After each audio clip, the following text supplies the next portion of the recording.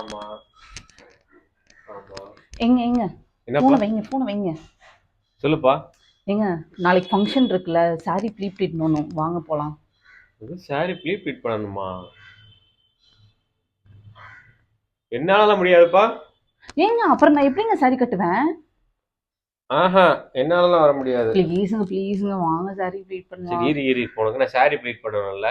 நீ ஆமா. சாரியை கொடு, நான் பாத்துக்கிறேன். ஓகேங்க.